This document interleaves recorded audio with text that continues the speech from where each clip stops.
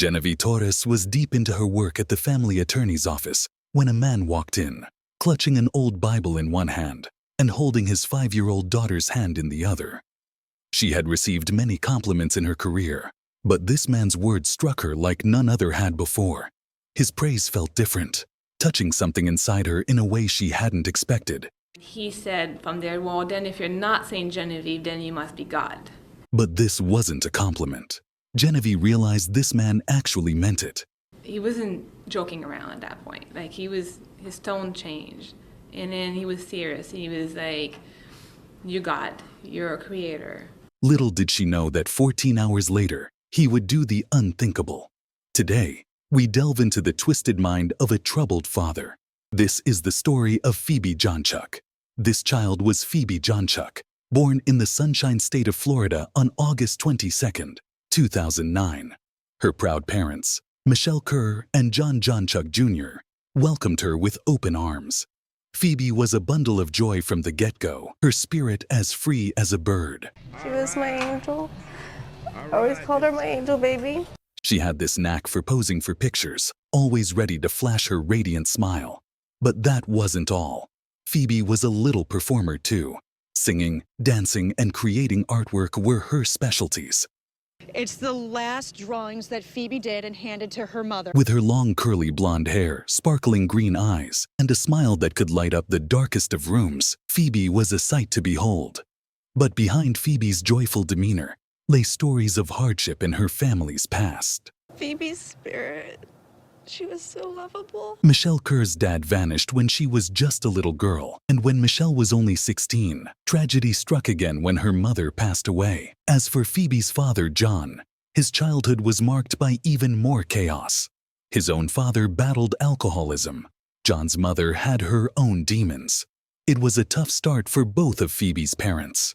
After his chaotic early years, John found himself under the care of his uncle Brian Morris and his partner Tim Maynard. My name's Brian Morris. They tried their best to provide him with stability, even splurging on him with a necklace with a small gold cross. But John proved to be a handful. He got kicked out of multiple preschools, mistreated his poor dog, and even had a habit of sticking screwdrivers into electrical outlets. Even medications like Adderall and Ritalin didn't quite do the trick. Then one day, John's father showed up, demanding him back. He made it clear that he didn't want two fags raising his son. From then on, John lived with his father and stepmom in a duplex next to a junkyard in Tampa, Florida. Child Protective Services made frequent visits to their home, and John's friends started noticing bruises on his face. When John turned 12, things took a dark turn. Once his father asked him to clean his room, but John couldn't handle it. He lashed out, attacking his father with soda cans, pulling his hair. The police were called, and John admitted hitting his father, but only in self-defense. He told the police how much he hated his father and wished for him to go to hell. But despite this alarming incident, it was decided that no treatment was needed for John at that time. John loved school. He dazzled his classmates with his intelligence, cracking jokes, and putting on puppet shows and plays during lunchtime. Home life wasn't his favorite, so he often sought refuge at friends' houses. In the 8th grade, John came out as gay. This brought some teasing, but he seemed to thrive on the attention. However, next year, things took a drastic turn. He dropped out of school, and his family grew concerned about his well-being. After a particularly alarming incident where John climbed onto the roof of his father's duplex, John's family had no choice but to admit him to a psychiatric hospital. John tried to end his life after his hospitalization. John returned to live with his Uncle Brian and Uncle Tim. He tried to continue his studies through online classes for his GED, but teenage John had a temper. When Uncle Brian caught him playing video games instead of studying, he reacted explosively, hurling his laptop off a balcony. At 17, John finally moved out and started working at a strip club where he started making good money. John was 18 when he met 23-year-old Michelle Kerr, a single mother with 2 kids. His bond with Michelle deepened despite their individual struggles. They found comfort in each other's company. Michelle confided in John about the guilt from her past child neglect, while John shared the pain inflicted by his abusive father and absent mother. He also revealed his struggles with bipolar disorder. Jonchuck suffered from bipolar disorder. She believes the 25-year-old recently went off his medication, something he'd done before. During one intimate moment, John revealed his feelings to Michelle, saying, "Maybe I don't like men because I'm in love with you." It was a vulnerable confession, strengthening their connection. As they shared their past traumas, Michelle found John attractive, but she soon discovered that he had two sides to him. According to her, he could be charming one moment and then turn into a devil. Once on Valentine's Day, in a fit of jealousy, he slashed her tires, showing a side of him that she had never seen before. He was definitely a Jekyll and Hyde. He was a demon. I felt like a devil. One day, he got upset because Michelle was talking to a neighbor for too long. He grabbed her late mother's wedding ring and hurled it out of a window. The ring was the only thing she had left of her mother.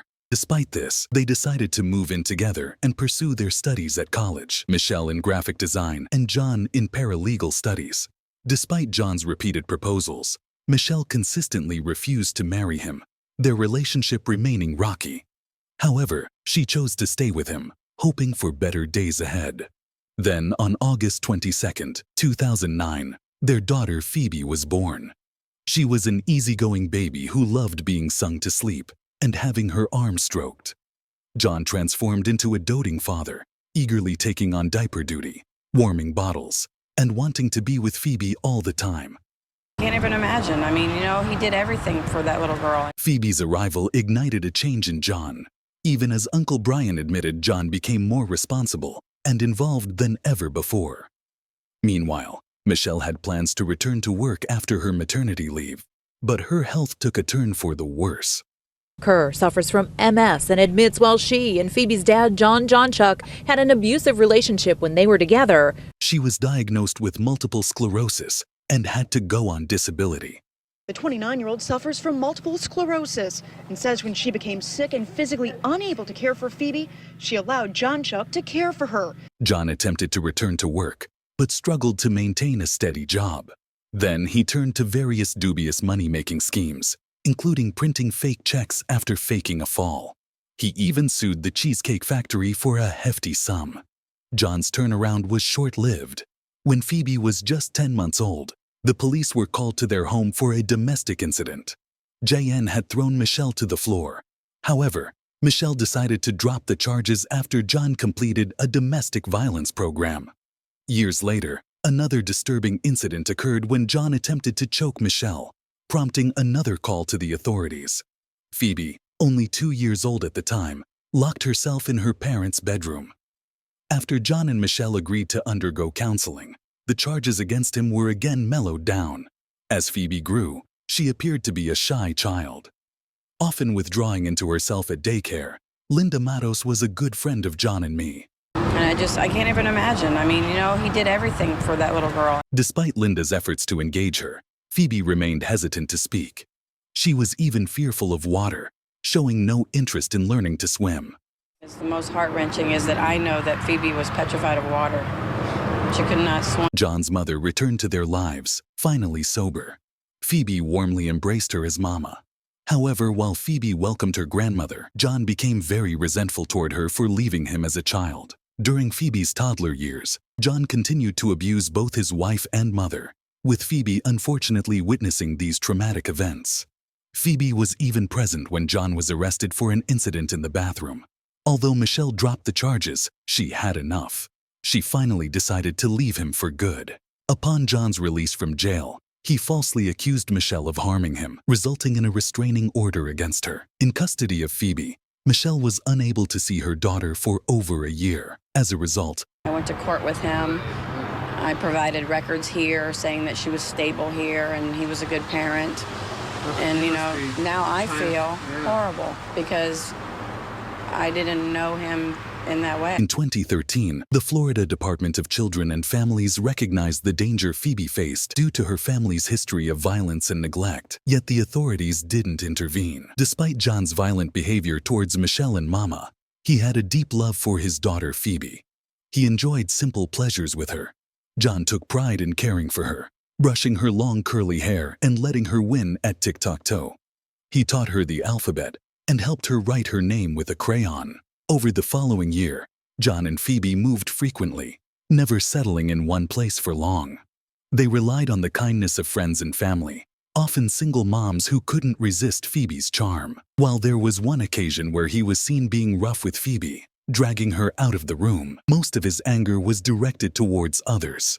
For a while, Phoebe had the opportunity to live with John's Uncle Brian and Uncle Tim, while John stayed at a friend's house.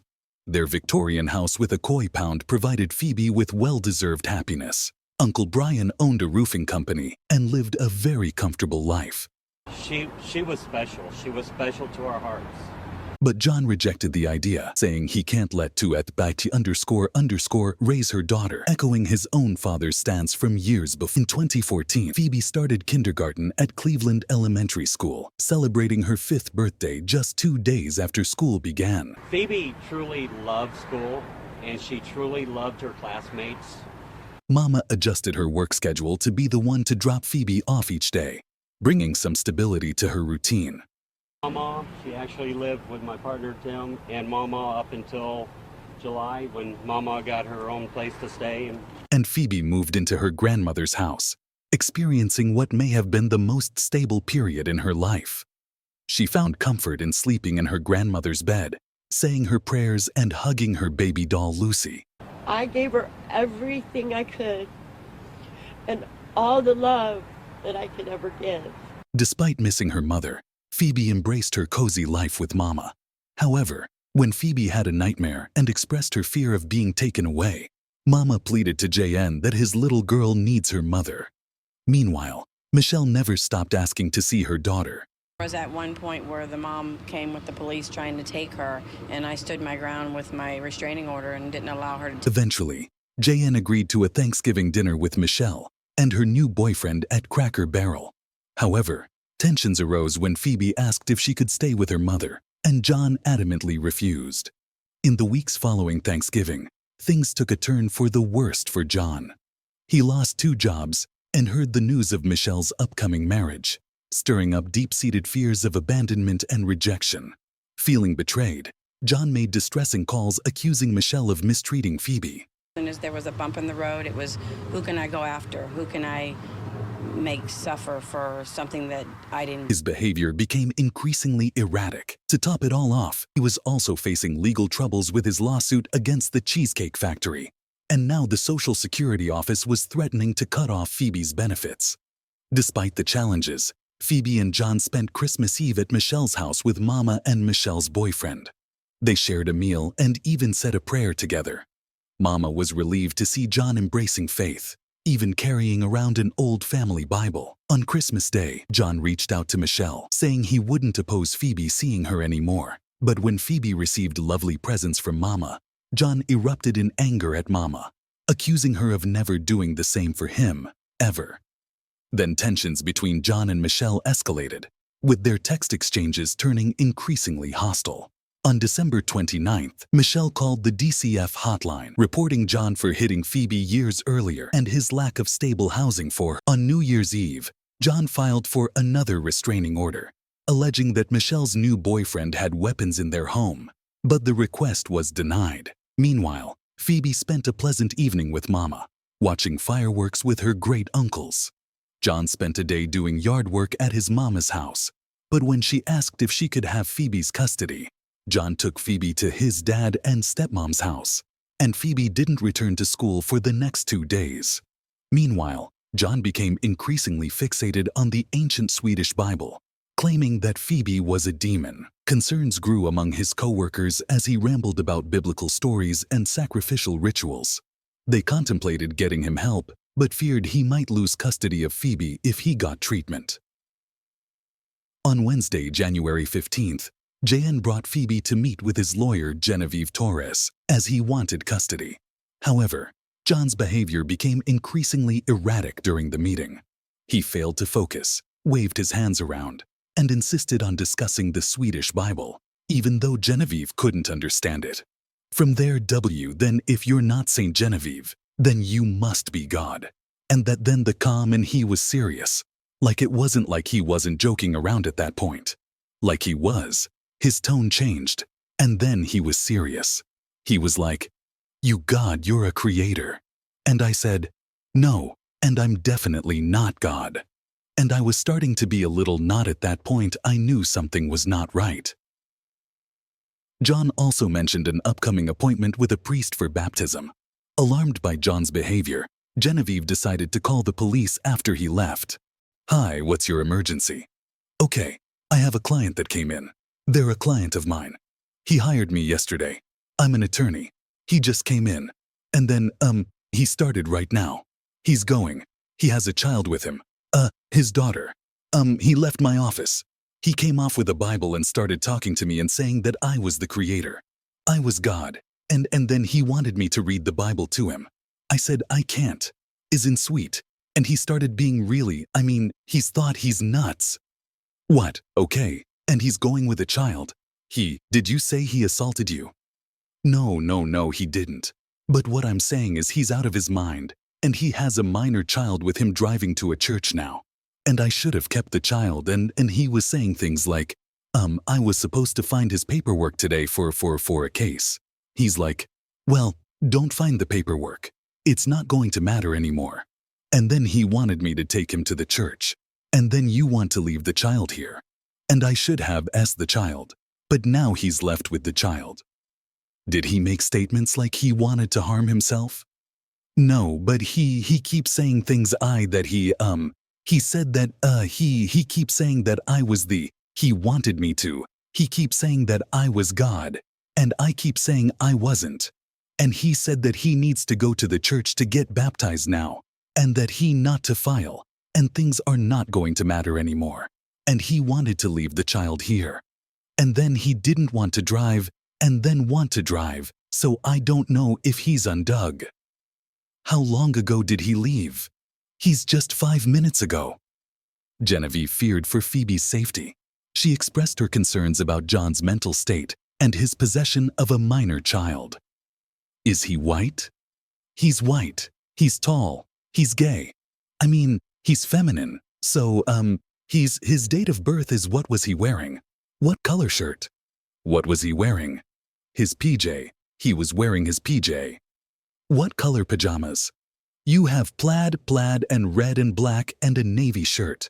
Oh, a pea cruiser that he's got a white pea cruiser. He has a navy shirt, and he had some sort of jacket over it, a backpack. Because he has his backpack, a black backpack.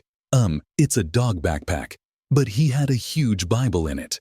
That was his daughter, how she was dressed. She has little daughter with some flip-flop, little short, and a blue jacket. She's kind of blondish. Hang on just a second. It was a white PC cruiser that they left in. Yeah, all right, ma'am. We're going to get some deputies too. They'll probably come talk to you, and then they're gonna check out the church. Okay, right. Thank you. All right, thanks. Between about 11 a.m. and 3 p.m. that day, John took Phoebe with him to 4 different churches across Tampa in his quest to get baptized. At the first church, St. Paul Catholic Church, he told the priest that he was possessed and requested an exorcism. He also inquired about the number of people who had jumped off the Skyway Bridge. The priest informed him that there was a process to undergo before baptism, so John left outside. 2 Hillsborough County Sheriff's deputies approached John and questioned him. They asked if he believed his lawyer was God, to which he responded no, but claimed that God had spoken to him. Throughout the interaction, Phoebe remained smiling, holding her father's hands. The deputies also questioned the priest, asking him about John's demeanor. The priest stated that John appeared paranoid, but did not seem like a danger to himself or others. However, he did not mention John's exorcism request or his question about the bridge. When the officers left, their report indicated that John showed no signs of mental illness, and Phoebe seemed happy as she waved goodbye while leaving with her father. Hillsborough County Sheriff's deputies interviewed Jonchuck, but determined he was not a threat to himself or others. John then drove across town with Phoebe, his stepmom, and his oversized Swedish Bible in tow. They visited a different Catholic church, but once again, John's request for an immediate baptism was denied. Meanwhile, John's lawyer, Genevieve, received word from the sheriff's deputies that they didn't see John as a threat to himself or others. Genevieve took action by contacting the DCF hotline and speaking with a counselor for 18 minutes. She detailed John's delusional behavior, including his belief that Phoebe wasn't his child and his obsession with the Swedish Bible. Despite her efforts, the counselor determined that the situation didn't meet the criteria for intervention, leaving Genevieve feeling frustrated and helpless in the face of John's alarming behavior. "We need to figure this out. It could have been prevented. We need to figure this out, especially when an attorney calling, saying something's wrong." She profoundly regretted the fact that she let him walk out in that unhinged state with a minor. She was right here, today, drawing picture. She profoundly regretted the fact that she let him walk out in that unhinged state with a minor. She was right here, today, drawing picture. The evening seemed to mellow out as John and Phoebe spent time at his stepdad's house. They relaxed on the couch, watching TV together, and everything appeared calm. At 8 p.m., Mama decided to head home, intending to take Phoebe with her so she could attend school the next day, but John refused. Shortly after Mama left, John called her, saying he wasn't feeling well. He asked if Phoebe could come over, but Mama had already settled into bed. Later, at around 1 a.m., John's dad and stepmom heard him leave the house and assumed he was taking Phoebe to her grandmother's. Unbeknownst to them, John had packed Phoebe's Christmas presents into trash bags and driven off in his white PT Cruiser. A look inside of Jonchuck Jr. A.'s car. You can see here all of Phoebe toys, some of them in trash bags. Shortly after, someone called the police to report a white PT Cruiser speeding down the highway at 100 miles per hour, heading south. John raced down the interstate, crossing into the city of St. Petersburg. Suddenly, he slammed on the brakes. I was on my way home. Off-duty Sergeant William Drew Vickers of the St. Petersburg Police Department happened to witness the PT Cruiser abruptly stopping. Officer Vickers saw this car speed past him, then stop at the top of the Dick Meisner Bridge. He decided to follow the car as it sped towards the Skyway Bridge. I noticed in my rearview mirror a car overtaking me at a high rate of speed. I estimated that car to be traveling approximately 100 miles an hour. It was just after midnight on January 8, 2015. Sergeant Vickers radioed dispatch to provide the plate number, but refrained from turning on his lights or siren. I would not have been able to try and stop the vehicle if it had chosen to flee from me. So, for safety purposes, I alerted radio of the vehicle and allows other officers to be on the lookout for that vehicle. So you did not conduct a traffic stop, correct? I did not. Did you activate your police lights? I did not. Or S, I did not. As they crossed onto the Dick Meisner Bridge over Lower Tampa Bay, John's vehicle suddenly slowed down and swerved to the right, halting on the shoulder of the bridge. The approximate top of the bridge. The vehicle pulled over abruptly prior to me activating my lights and sirens or anything like that. When the vehicle pulled over abruptly, I immediately pulled over. At that point, I turned on my lights. And the driver exited the vehicle. So, I also exited the vehicle. So, would you agree that the vehicle stopped without you having conducted a traffic stop? That's correct. John emerged from the car wearing his plaid pajamas and clutching the massive Swedish Bible. Sergeant Vickers instructed him to return to the car, but John ignored him, continuing to walk toward the officer. In a tense moment, John proclaimed, "You have no will." As he moved to the rear passenger side of the PT Cruiser and opened the door, to his horror, John emerged from the car holding a young girl, Phoebe, with a chilling calmness. JN maintained eye contact with the officer while walking to the edge of the bridge. The driver emerged from the vehicle holding a small child who appeared to be asleep at the time. Without hesitation, he tossed Phoebe over the side. JN made his way back to his car while the officer urgently called for rescue, describing the horrifying scene to dispatch. Sergeant Vickers rushed to the edge of the bridge, peering into the dark waters below. Despite his efforts, he couldn't see anything. With a service ladder nearby, he climbed down, joined by other officers as the cold night air whipped around them. They frantically searched with flashlights. Meanwhile, John sped away, driving recklessly down the highway. What happened to the defendant, the driver of the vehicle? Driver returned to his vehicle, crossed between our two vehicles, and left after a tense pursuit. He was finally stopped and placed under arrest. At that point, I got on fire rescue about 11, to assist in searching and coordinating between police and fire resources. Rescue teams and volunteers quickly mobilized to search for Phoebe. Finally, Phoebe's pale face was spotted in the dark current. She had been swept nearly a mile from the bridge. The student search and rescue team pulled Phoebe's cold body from the water. She was so cold, and she always did not like the water to be too cold when I gave her a shower. In the interrogation room, John's bizarre behavior was caught on camera. I went looking for answers. I've always had problems growing up, like wondering who I was and how and what my purpose was. And ever since yesterday and a couple days before, like what problems? How do you think you're different? Well, it's like, I don't know.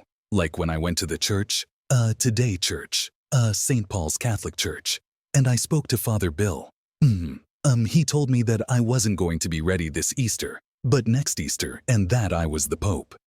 That Francis or whatever is not like, he's not the real Pope. Yes. John claims he is the Pope, and the detective allows the delusion to continue by simply confirming that he heard him correctly. This approach makes John feel believed, increasing the likelihood of him opening up and talking. And, my grandma's name, and I do have Greek heritage, believe it or not. My grandma's main name is Vladimir. And it's always been weird, and I've had people coming up to me recently and asking me what my name is, and I've only been able to say John. Prior to this, weeks prior to this, and they would ask me what my last name is, and I would just say John. Jonchuck. Or is it just John? It was just John for some reason, and it's like I really had to kind of think about it for a minute. Then that's just been going on this past week. Yeah, how about the island crew? You like working there? The detective initiates the conversation by asking innocent questions about the restaurant where John works. This method helps to establish a relationship with suspects. You said it's a Jamaican restaurant. I kind of felt uncomfortable. Uncomfortable? How so? I mean, it's a job. How do you know all this stuff? You told me when I was asking you what your name was and what you said that you worked at Island Crew, and that it was a Jamaican restaurant, like a cafe is how you put it. Well, I did, but I felt like he was dishonest. And who that, the owner, like, he was, I don't know. No, you said was the owner that was being dishonest. What made you think he was being dishonest? He was going to different restaurants. And he was going to different restaurants and working there to find out their main dishes, and then putting it on his menu. Really?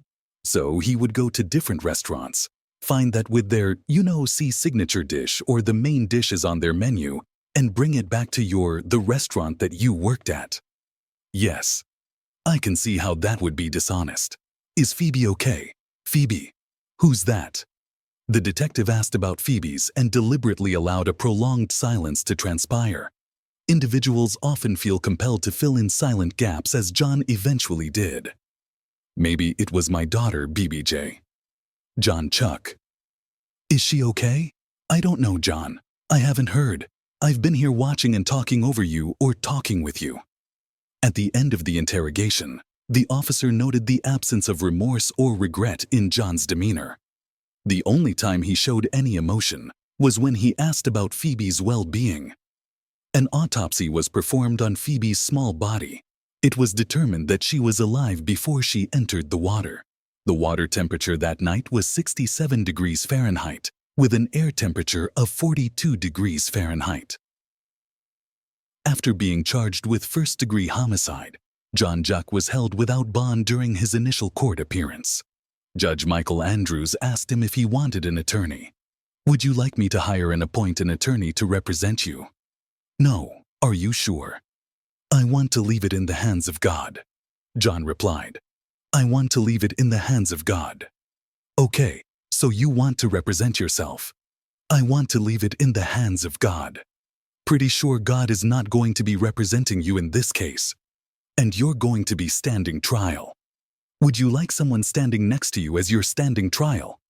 Yes, an attorney that is pure and good, not evil. I'm G. Do the best I can to give you a pure and good lawyer. The judge's response was stern. Michelle Kerr was utterly shocked when she saw his like this. I want to leave it in the hands of God.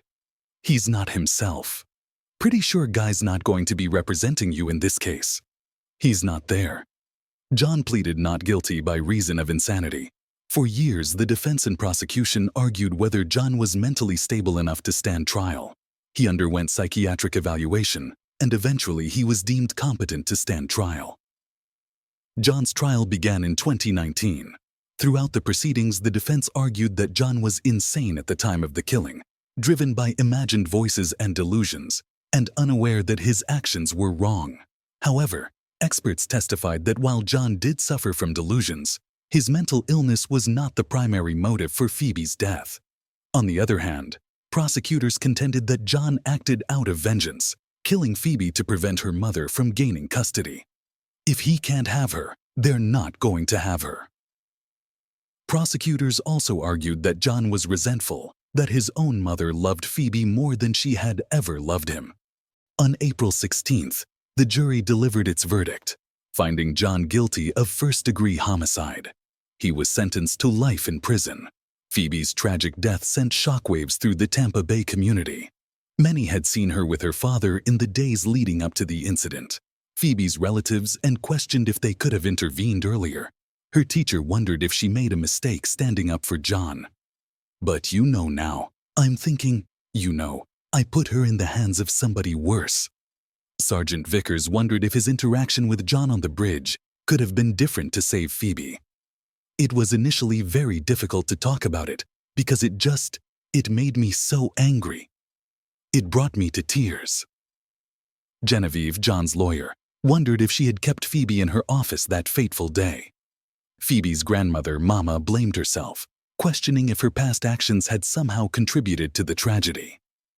I never really thought that he would ever do anything to hurt his daughter, 'cause he loved his daughter.